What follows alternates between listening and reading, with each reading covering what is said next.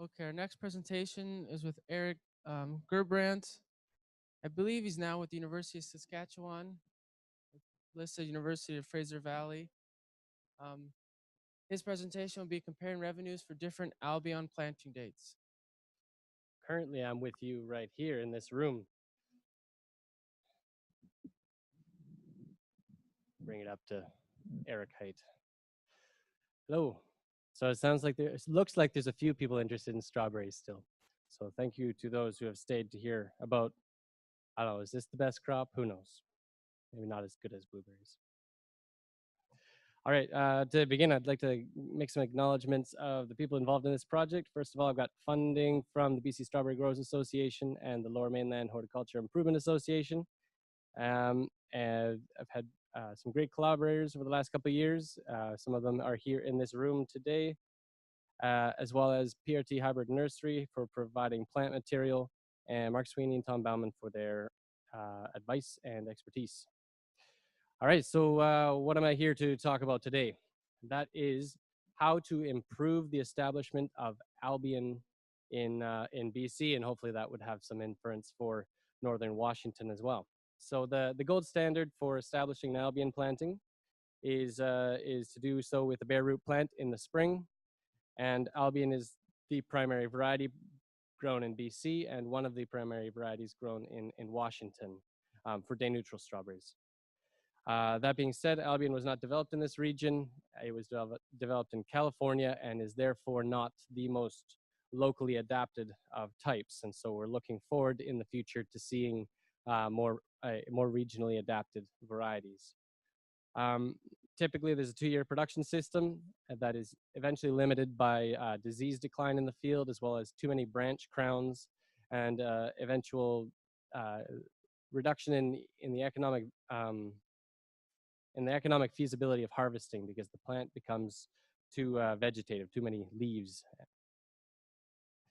All right, so the long-term solution, we got a couple breeders in the room here. The long-term solution is better varieties, or maybe just more locally adapted varieties, and of course that is work that's underway.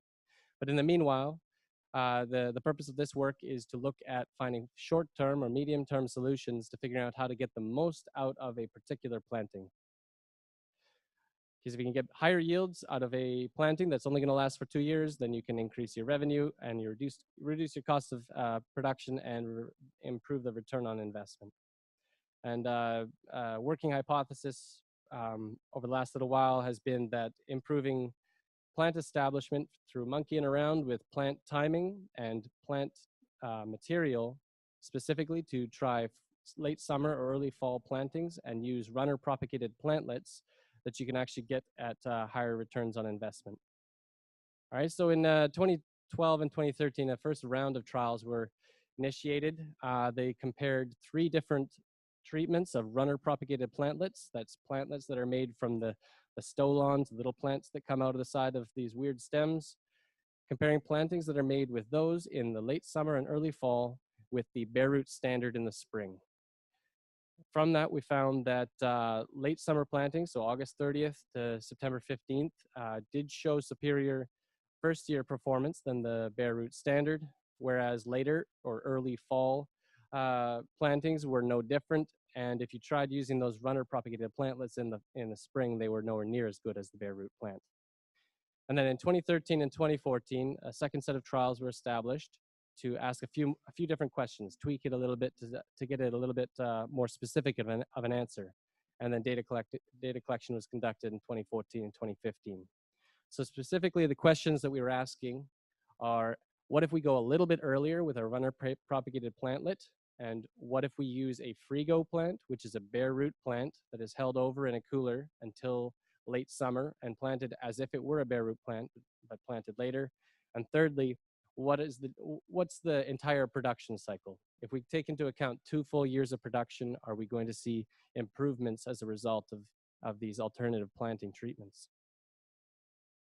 Okay, and so for this last round of trials that data collection was conducted in 2014, 2015, the 3 treatments we tried were August 12th, September 2nd, and September 23rd for these runner propagated plantlets. In addition, we had a frigo plant or a bare root plant that was held over and planted at the same date as that first runner propagated plant, as well as the standard bare root plant in the spring. And here's a picture of a frigo plant. It's just a bare root plant planted in the middle of the summer, really quite hot weather. And you can see it's all yellowish, and that's because the plant had started to grow in the cooler, and you really can't keep those things asleep. In terms of methodology, we collected fruit yield, revenue, number, and average weight. So some very basic variables. This is collected weekly on over 18 weeks for each of 2 years. And from a experimental standpoint, it was a single location, which is of note. This is a single location with a single production cycle, but of course using 10 plant plots, so a decent amount of plant, and 4 replications in a randomized complete block design. Just to go back a little bit here as a bit of background information before I get into the results. This is what I'm talking about when I say runner propagated plantlet.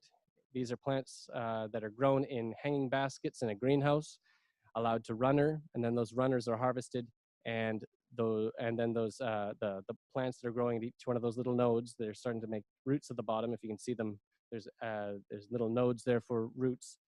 Those are then potted up in soilless medium, so relatively disease-free, hopefully, environment to then establish a root system and be ready for planting during the summer. That's what the plant looks like after you pop it out of a 50-cell hort tray, and it can be planted into a plastic culture system as a bare root plant can be.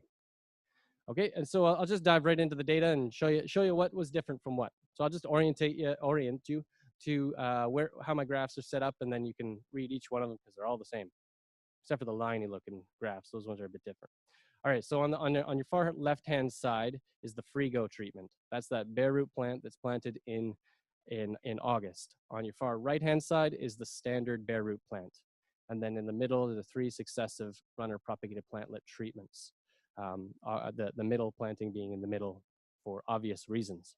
Okay, so this is a graph of the cumulative fruit yield. And this is not in pounds per acre or any sort of usable variable. I decided just to keep it in pounds per 10 plant plot because we don't like to extrapolate to large volumes.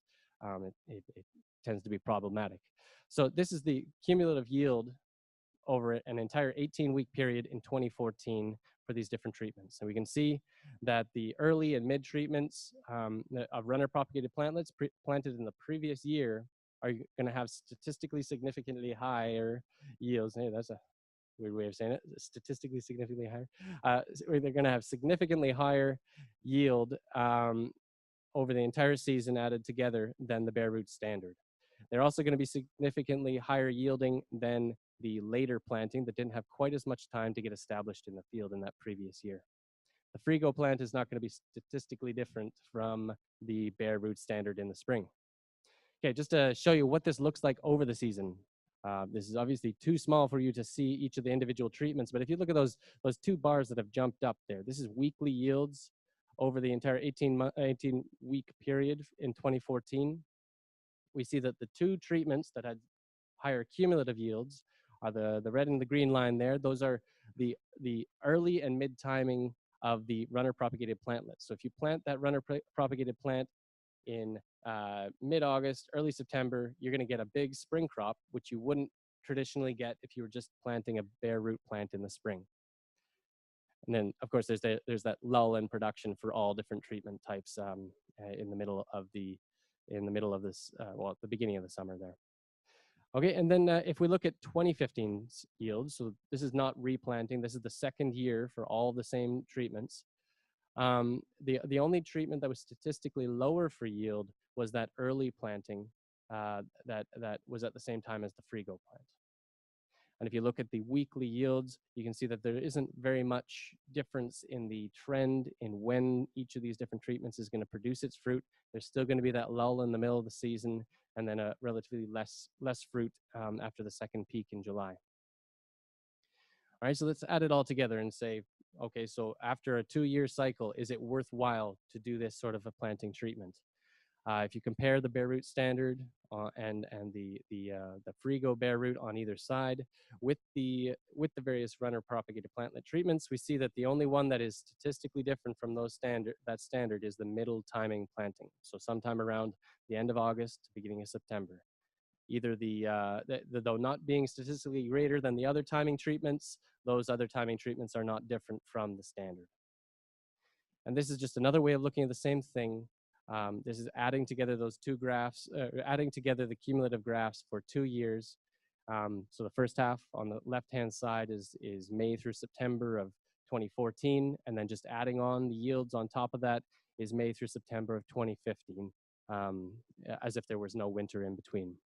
All right, so we can see from this that in the first year, we're getting a huge yield bump because of that early spring crop from the early and mid timings of the runner propagated plantlets, but that the early planting starts to burn out. That's the red bar there. It doesn't seem to perform as well in the second year, whereas the later timing treatments, so not getting the plants in till near the end of September, doesn't result in as great of a yield in the first year, but those plants are going to continue to perform as they don't seem to burn out in the same way that the early planting would. And then the two bottom bars there are the bare root standard and the Frigo plant, both of which underperformed overall. Okay, and I highlighted what I'd like you to actually see here. The top table is the first year, middle table is the second year, and the bottom table is both years combined.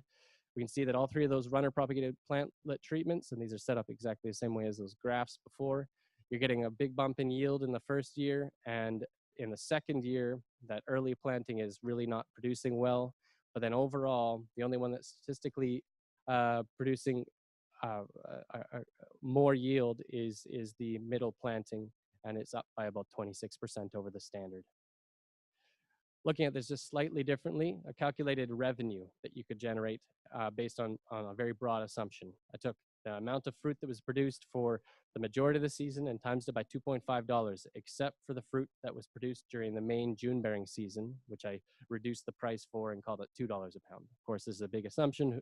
I mean, market prices go up and down, but just to illustrate how there's a factor of when the fruit is being produced that affects the viability of these sort of alternative treatments.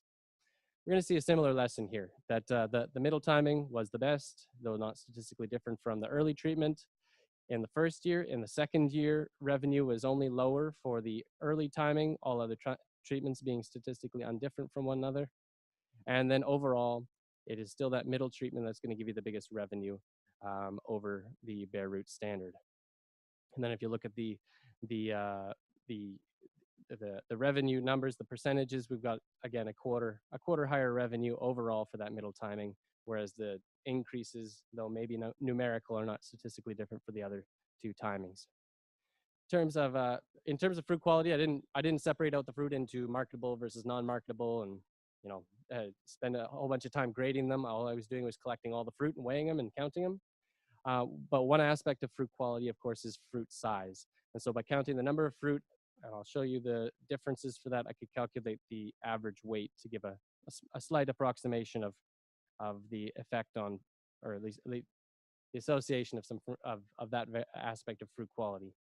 Okay, so the only treatment that, the bare root plants had the lowest number of fruit in 2014. It's obvious, the yields were lower. The runner propagated treatments were different from one another in that the early treatment was higher than the middle and late timings. In 2015, we saw the same thing as in yield and revenue, where the early treatment had a lower number of fruit associated with lower yield and revenue, of course. And then when you look at the both years combined, you see that both the early, mid, and late treatments of the runner propagated plantlets were not different from one another. Which is slightly different from the number the yield and revenue, and affects the average fruit weight. So I'll just skip right to that. The average fruit weight was lower for that early planting of runner propagated plantlets, while being higher than the standard in only the middle timing.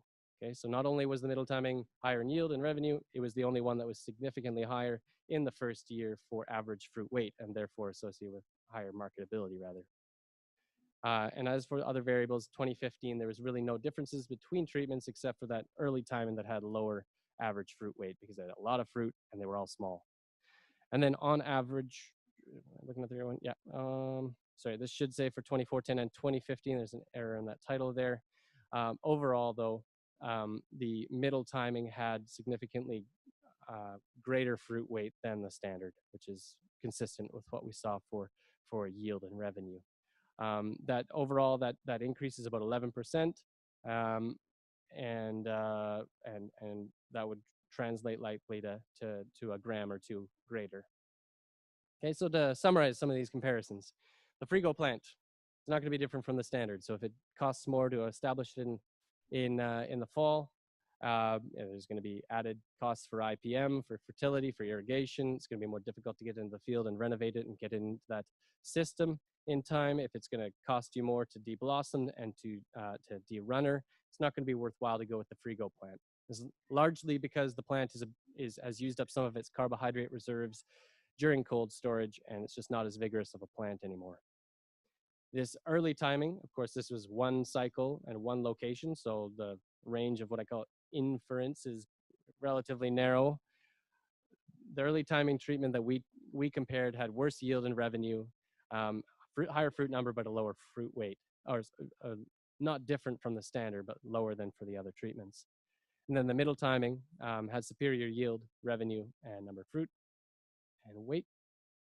And the late timing was not different from the standard overall once you took into consideration both years of production. Okay, so my conclusions here are that this really is a rough approximation of how this system could work if growers were to adapt using runner propagated plantlets planted in late summer. And the disclaimer is that results may vary if we compare this on different soil types, and most importantly, if we start looking at different varieties. And that's the longer term goal, is to include the aspect of different genetics. So hopefully our breeding programs start bringing us some new day neutrals to try, and then we can start looking at this across years and locations to really dial in on how to optimize the return on investment for growers. Because it really is going to add costs if you're using a runner propagated plantlet as compared with a bare root plant. A bare root plant is what, 8, 10, 12 cents, depending on the year, coming up from California. A runner propagated plant is going to be more than that, and supply of them is a big question. So that leaves me with two major questions for growers to figure out, and some of them are working on doing so as we speak, is to figure out how you're going to go from whatever crop you had in that field beforehand and getting into place so that you can plant in late October or early September, and where you're going to get plants, because availability is scarce. And that's all I got for you. Thank you for your time.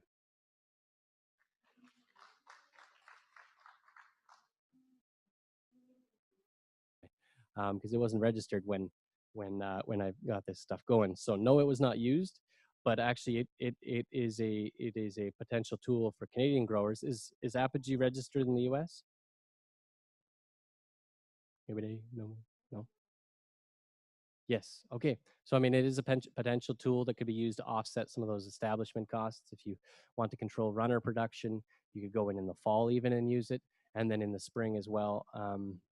You can use it to control runners, and actually work that was done by Tom Bauman about 7 years ago, and that I analyzed a couple of years ago, showed that you can actually increase fruit yield by shifting the plant's resources away from vegetative structures and towards fruit.